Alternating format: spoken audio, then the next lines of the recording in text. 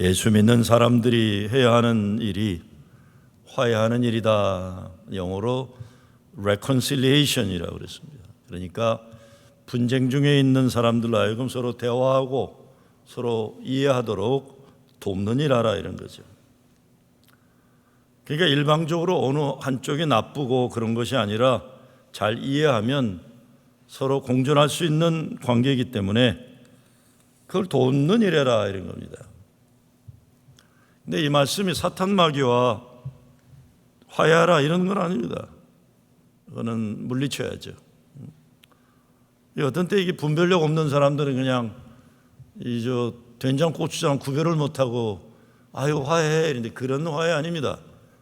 이 화해라는 건 가족들이 원래부터는 가까웠던 사람들인데 그런 거 화해하는, 이해가 잘못됐거나 이런 거, 상황이 잘못됐거나 악한 마귀 세력과 화해하는 건 아니에요. reconciliation이, 이스라엘과 팔레스타인이 화해할 수가 있어. 원래 생긴 게 똑같아요. 사실 2000년 동안 팔레스타인 사람들 그 땅에 살았고 1945년인가 2차 대전 끝나고 유대인들이 와서 밀어내기 시작한 거예요. 가장 가까운 사람들이에요. 근데 지금 왼수로 싸워요. 러시아와 우크라이나가, 아시는 대로 코로나 전엔 저는 우크라이나 러시아 가면은 러시아 우크라이나 목사들 같이 훈련시켰어요. 제일 가까운 사람들이에요. 전쟁하고 있어요. 남한과 북한, 이 동족이에요. 왼수가 되어버린 현실이 됐어요. 이거 화해하는 일 해라, 이런 거죠. 이런 거 화해하라, 이런 거죠. 근데 이 화해하는 사명이 누구에게 주어졌는가 하면, 누구든지 그리스도 안에 있으면 새로운 피조물이라. 보라, 옛것은 지나갔으니 새 것이 되어졌다. 예수 믿고 새롭게 된 저와 여러분에게 명령하시는 거예요. 새로운 피조물이란 완전히 존재와 틀, 이것이 예수님 마음과 생각으로 새롭게 창조된 존재다, 이런 거예요. 그게 우리 예수 믿는 사람들이잖아요. 그런데 실제적으로 오늘날 교회 다니는 사람들 이 얼마나 잘 싸워요.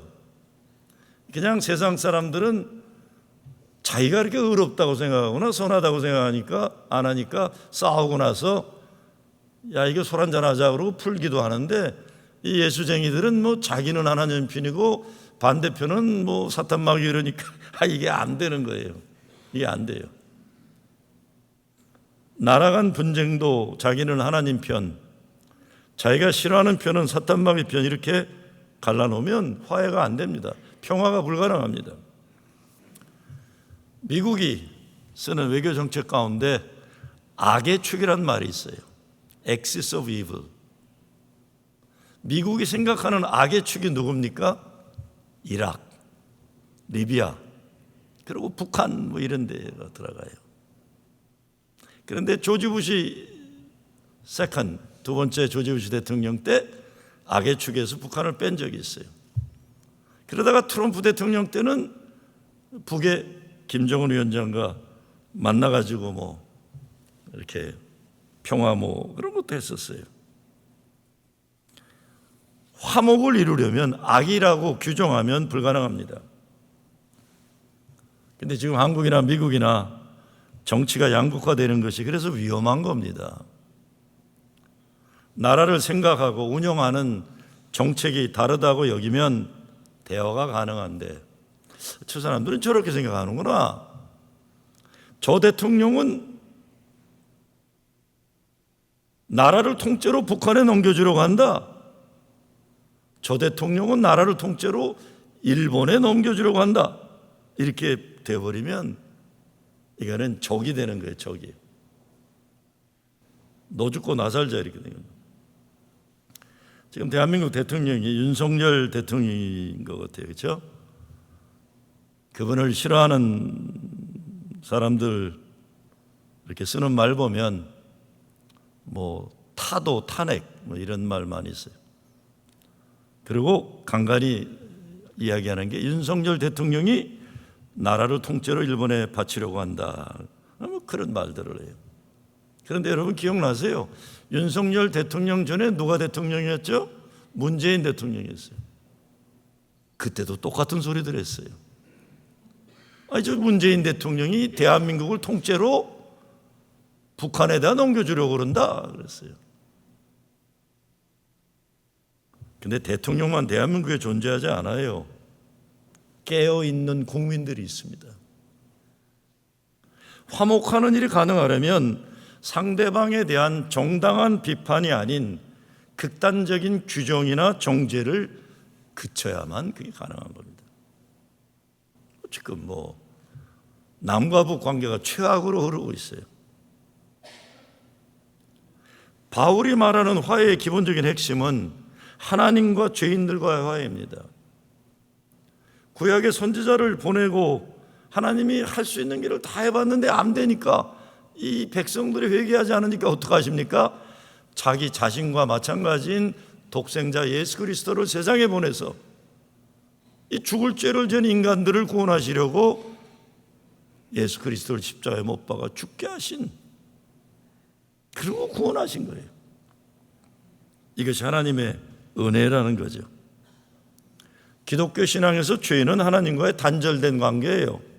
끊어진 관계, 모든 악의 시작입니다.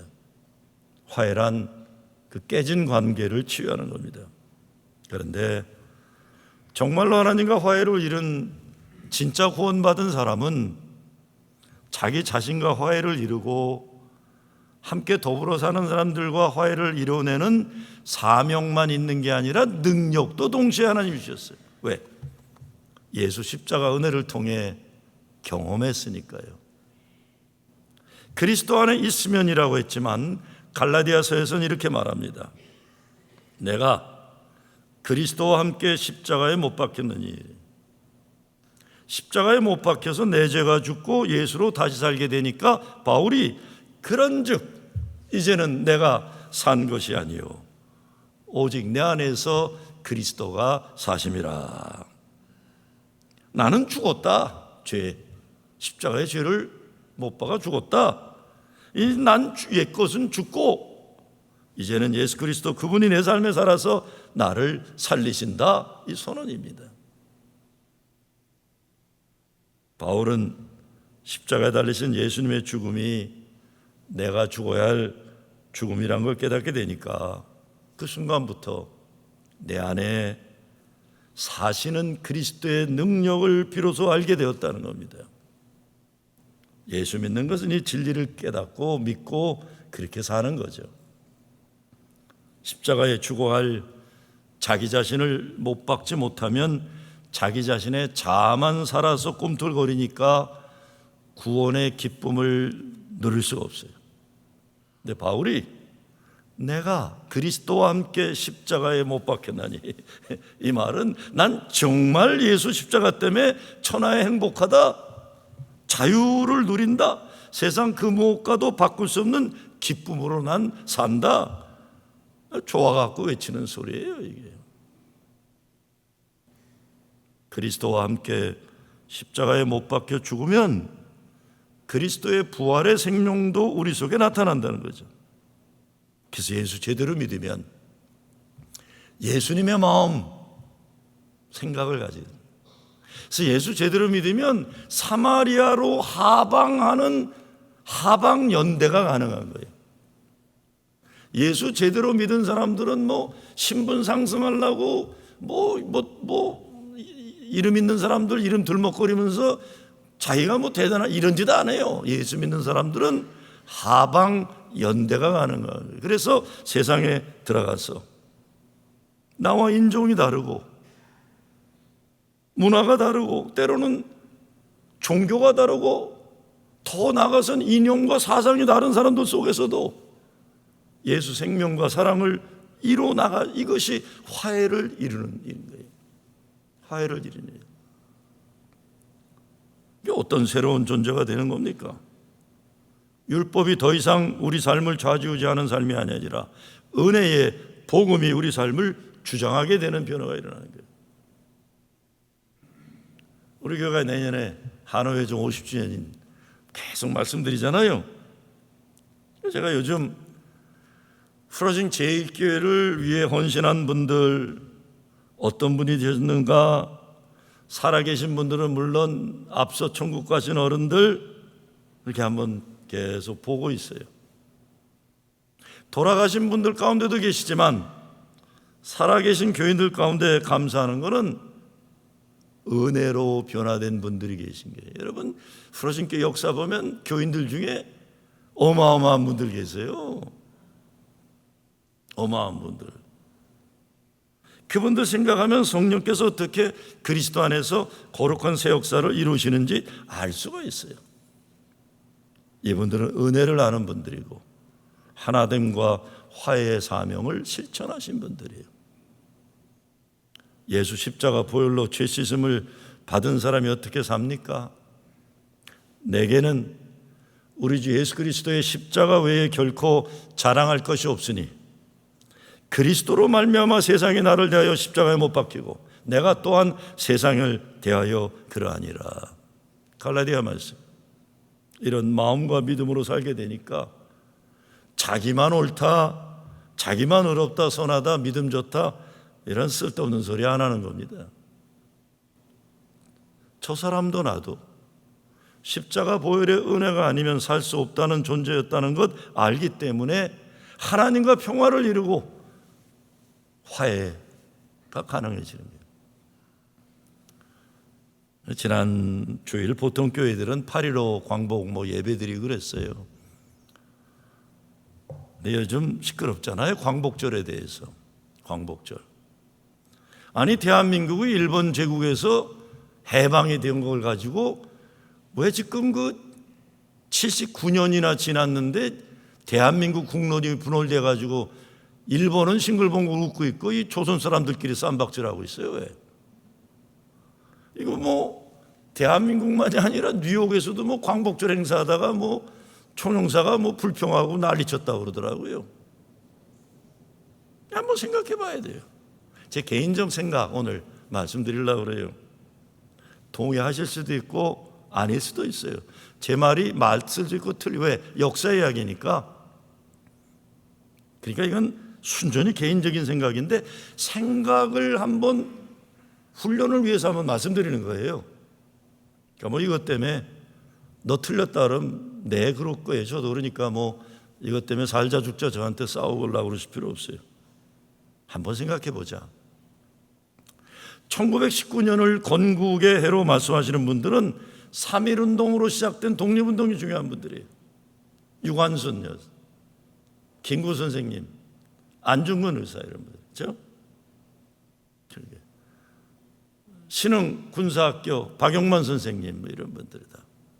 안창호 선생님 이런 분들의 민족 사랑의 헌신을 고개하기는 거예요. 그렇죠? 그런데 1948년 이승만 대통령이 건국 대통령이라고 하는 분들은 임시정부가 아니라 해방 후 건국이 진짜 건국이라고 주장하는 거예요. 1919년이나 정말 1948년이냐 보기 나름 아니에요. 그거 죄송합니다. 그런데 이 문제가 일본이 대한을 식민지로 만들어서 악행 저지른 것을 정당화하려는 의도가 있다면 그건 단호하게 우리가 이건 아니다 그래야 돼요. 이건 아니죠. 그거는 완전히 일본의 입장이죠. 대한민국이나 조선민주주의 인민공화국이 입장이 될 수가 없어요. 우리는 독립한 백성이니까. 마찬가지로 이제 제가 이렇게 얘기하면 이 김종호 변절 이러는 분들 계시더라고요.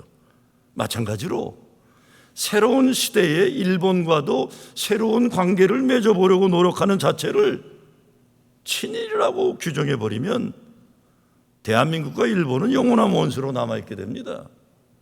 그것은 과거 때문에 미래가 납치당해서는 안 돼요. 그러니까 정말 일본과 새로운 관계를 열고 싶다면 그런 분들 절대로 김구 선생님을 테러리스트라고 하면 안 됩니다. 그러면 당신은 일본을 숭앙하는 일본 숭일주의자가 되는 거예요. 그건 일본 제국주의 앞잡이들이나 하는 소리예요. 일본의 입장에. 마찬가지로 이승만 대통령에 대해 말할 때 그분이 대통령 된 후에 독재를 해서 하야하셨지만 독립을 위해 이승만 대통령이 한 역할 자체를 부인하고 반민족 분열주의자라고 몰아가는 건 이거 아닙니다. 저는 아니라고 생각해요. 독립운동을 하는 방법이 다 달랐어요. 신흥군사학교 박영만 선생님은 덴버에서부터 하와이부터 해서 만주로 가서 군사훈련시켜서 독립군들, 안창호 선생님은 교육을 하셨어요. 안중근 의사는 일본의 입장에서는 테러리스트죠. 김구 선생님은 어떻게라도 민족을 묶어보려고 좌우 왔다 갔다 하신 분이고 감옥에 들어가서 다 뼈가 부러졌던 분들이에요. 이승만 대통령은 그 시대에 자기가 할 수 있는 외교 정치 역량을 제일 잘 발휘하신 분이에요. 그 시대 그 어른들이 독립을 위해 각자 최고 최선을 노력했는데 왜 후세에 뭘 그렇게 안다고 그 어른들을 뭐 그렇게들 함부로 얘기해요. 건국이 언제냐? 건국은 당연히 3.1운동 후 상해에 세운 임시정부가 시작입니다. 그런데 그것은 임시정부잖아요. 그렇다면 정부 수립이 완전히 이루어진 것은 1948년 민족 독립 국가 재건이 완성됐다는 거예요. 역사학자 이만열 교수께서 이렇게 정리하셨어요. 3.1운동으로 대한민국을 건립했고 1919년이죠. 민족 독립국가를 재건 1948년 했다. 1919년 9월 6일 임시정부 초대 대통령이 선출된 분이 누굽니까? 1919년 9월 6일 임시정부 초대 대통령 이승만 박사입니다. 1948년 대한민국 초대 대통령 이승만 박사예요. 그러면 1948년 건국 논쟁의 핵심이 뭡니까 도대체? 지금 이 논쟁으로 일본만 좋아해요. 아, 저 사람들 지들끼리 싸우네. 이게 뭐예요, 창피하게. 제가 오늘 이 설교에서 이 사안을 길게 말씀드리는 건 이런 논쟁이 오늘날 모든 논쟁에 흐르고 있는 문제이기 때문에 말씀드리는 거예요. 교단 분리 문제 똑같아요. 모든 것이 자기 표는 절대적 진리이고 반대표는 절대적 거짓으로 몰아가는 양극화의 문제가 우리 가정, 교회, 나라를 망가뜨리고 있다는 거예요.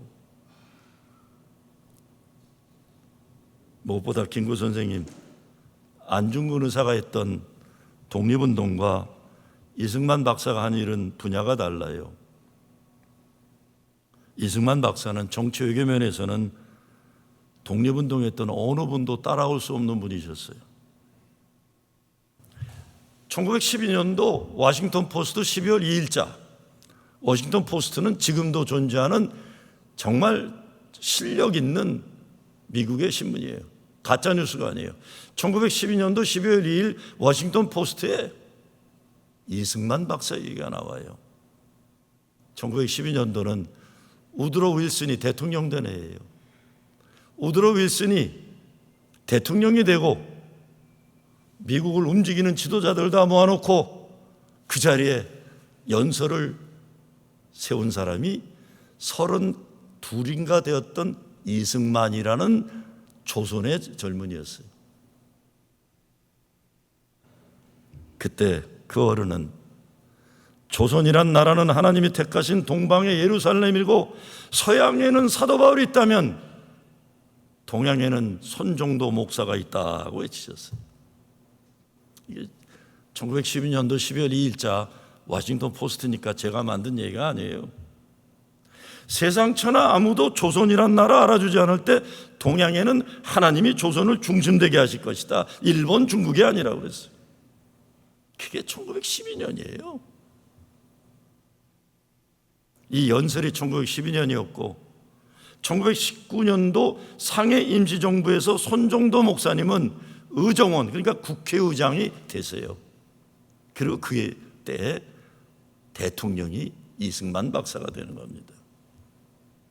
뭐 임시정부와 이승만 대통령이 원수가 아니다, 이 역사를 볼 때 실제적인 자료가 아니라 의심하는 자료 가지고 자꾸 하면 완전히 극과 극이 되는 거예요. 손정도 목사님은 정동감리교회 담임을 지내신 감리교 목사님이세요. 그러니까 이승만 박사님이 정동교회 교인이었으니까 자기 교회 담임 목사를 서방 세계에는 사도 바울이 있고, 여러분 사도 바울과 손정도 목사님을 동양에는 손정도가 있다. 이 미국의 지도자들 앞에서 이 대단한 민족 자부심과 신앙적 확신이 강했던 어른입니다. 그러니 제발 우리 민족의 자랑스러운 어른들, 김구 선생님이나 이승만 박사 이런 분들 이념 논쟁의 안죽감으로 삼아서 김구는 테러리스트, 이승만은 민족 반역자란 말들 함부로 하지 마. 그러는 거 아니에요. 그러는 거 아니잖아요. 감히 어떻게 그렇게 얘기합니까? 그 어른들은 의견이 다르고 이념이 달랐어도 그 어른들이 자기의 모든 것을 희생하고 독립운동했어요. 그러니 생명 걸고 나라 찾으려고 했던 어른들의 정치 이념이나 사상이 달랐어도 그 어른들의 나라 사랑, 희생과 헌신을 후대가 함부로 좀 안다고 잣대질하는 거 아니라고 저는 생각합니다. 저는 그렇게 생각해요. 이완용이나 그런 노골적 매국노들이라면 몰라도 민족을 위해 독립운동한 어른들에게는 그분이 좌로 홍범도 장군이건 우로 김자진 장군이건 그 당시 존재하지도 않았던 인간들이 함부로 홍범도 빨갱이다. 야, 네가 뭔데 그렇게 얘기하냐. 그러는 거 아니에요. 그러니까 국론이 분열되는 거예요. 그러니까 망하는 거예요, 나라가. 그 시대 그 어른들은 그 입장에서 자기의 최선을 하라고 노력했던 1910년도 이 시대를 가지고 100년이 지났는데 함부로 여기는 민족 분열주의자다, 이승만은 여기는 빨갱이다. 그게 못된 짓이에요. 나라 사랑하는 게 아니에요, 그거. 다시 화해의 사명으로 돌아갑니다. 화해, 평화 이런 거 나라와 민족 차원만이 아니에요. 나라와 민족에 대한 사명감이 있는 분들 그러셔도 되지만 미국에 살고 있으면 그냥 여기에서 책임 있는 사람으로 잘 사는 것 중요해요. 미국 시민은 여기서 투표할 거예요. 한국 대한민국에 세금도 안 내고 투표도 안 하면서 뭘 그렇게 열들 내세요. 그러기 위해서 우리 삶의 일상에서 화해와 평화를 이루어내야 돼요. 얼마 전에 어느 분이 전화를 했어요. 목사님, 나 같은 사람들도 교회에서 속할 것이 있으면 좋겠습니다. 우리는 교회 가도 예배를 마치면 낄 자리가 없네요. 자기가 40대 중반의 호랩이래요. 참 많이 외롭고 서럽다. 저는 솔직히 40대 중반이 그러면 이 젊어서 얼마나 좋을까 그러는데 40대 중반의 호랩이라고 외롭고 서럽대요. 그러면서 목사님 설교할 때 우리 같은 사람들 좀 위로하는 말 해주세요. 그 또래는 다 부부 동반이잖아요. 그분 말씀 들어보니까 아이고 힘들겠구나, 참 미안하다는 생각이 들었어요. 미안하다. 제가 이런 말씀 드린 이유는 나라와 민족을 위해 대단한 걱정하는 것처럼 신문 좀 읽고 모두 자기가 정치평론 전문가가 되는 양 열변토하는 에너지가 있으면 지금 함께 교회 다니는 분들의 아픔이나 외로움을 위해서 좀 관심 가지라는 거예요.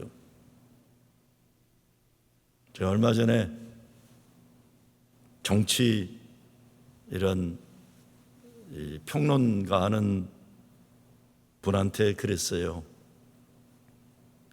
좀 알고 얘기해 그랬어요. 좀 알고 얘기하냐 그랬더니 전문가니까 저한테 뭐라는 줄 아세요? 목사님, 열심히 공부하고 노력할 뿐이죠. 그 말을 들으니까 신뢰가 가더라고요.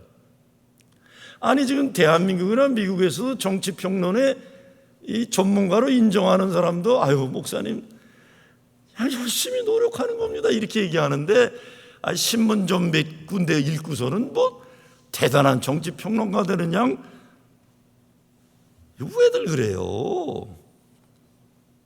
그런 에너지 있으면 지금 여기 있는 사람 친구 삼아주고 말 한마디라고 집에 가서 설거지라도 하고 좀 그러세요. 그거 뭐 별 중요하지 않은 자기 인생과 관계도 없고 전혀 세상 발전에 도움도 안 되는 일들 하면서 여기 몰려다니고 저기 몰려다니면서 뭘 그러고 살아요. 아이고, 제가 저에게 전한 40대 중반 호랩이 그분에게 못한 말이 있어요. 40대 호랩이건 50대 총각이건 예수를 만난 사람은 천하보다 고귀한 새로운 피조물이라는 이 말씀.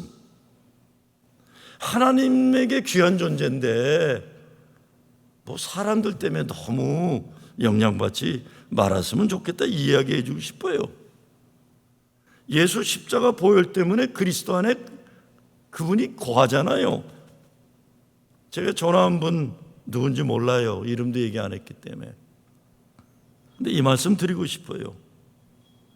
예수 만난 이후 당신은 하나님과 가장 가까운 존재가 되셨잖아요.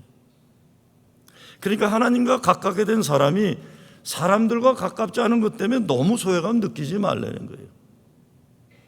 물론 사람들